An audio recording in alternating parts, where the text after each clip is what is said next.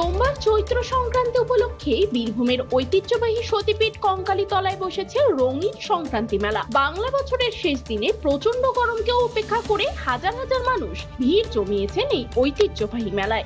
মূলত বীরভূমের ঐতিহ্যবাহী সতীপীঠ কঙ্কালীতলার মেলায় বিভিন্ন প্রান্তে চোখে পড়েছে খাদ্যদ্রব্য, নিত্য প্রয়োজনীয় সামগ্রী, খেলনা ও নানা হস্তশিল্পের স্টল। বিক্রেতাদের ব্যস্ততা ছিল চোখে পড়ার মতো। শুধু কেনাকাটাই নয়, এই মেলাকে ঘিরে তৈরি হয়েছে এক উৎসব মুখর পরিবেশ। পরিবার ও পরিজনদের সঙ্গে নিয়ে স্থানীয় মানুষদের পাশাপাশি দূর দূরান্ত থেকেও বহু দর্শনার্থী এসেছেন ঘুরতে। এ বিষয়ে আগত দর্শনার্থীরা কি বলছেন শুনে নেব তাদের মুখ থেকেই।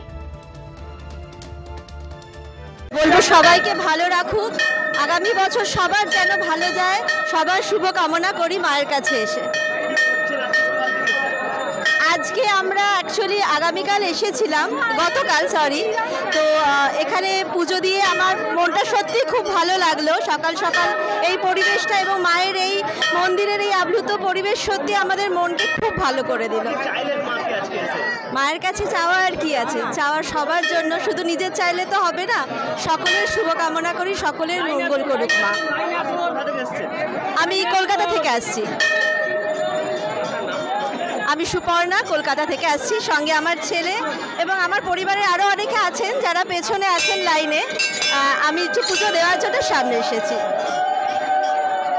গরমে যখন এখানে আসা হয় তখন হেতা সেতা বসে থাকি, গরম লাগে, সেই জন্যই পাখা অনেক আনন্দেই কেনা। প্রতি বছর আসা হয় মেলা। ভর্তি করতে এসেছি, মায়ের উদ্দেশ্য নিয়ে এসেছি। মা সবাই যেন ভালো থাকে, শান্তি থাকে, হ্যাঁ সবাই যেন ভালো থাকে, শান্তি থাকে, মঙ্গল কামনা করার জন্য মায়ের কাছে এসেছি।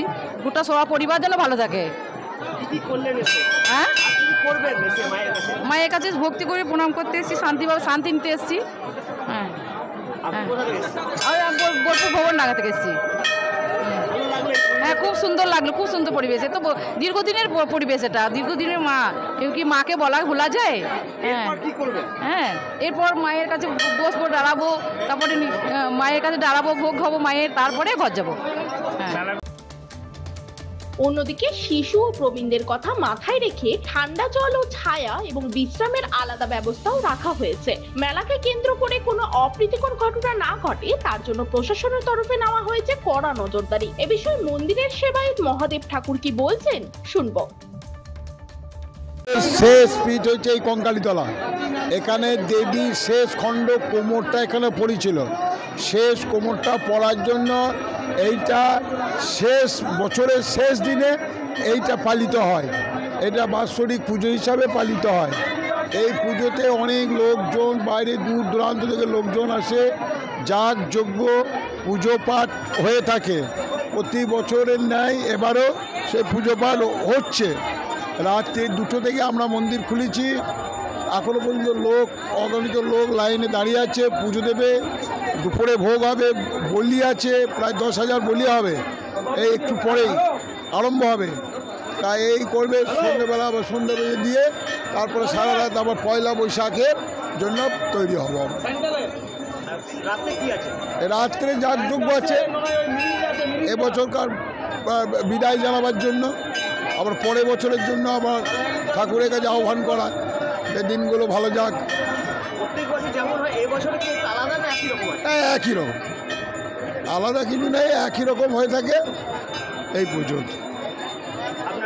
আমরা মহাদেব ঠাকুর কঙ্কালী মায়ের সেবায়িত।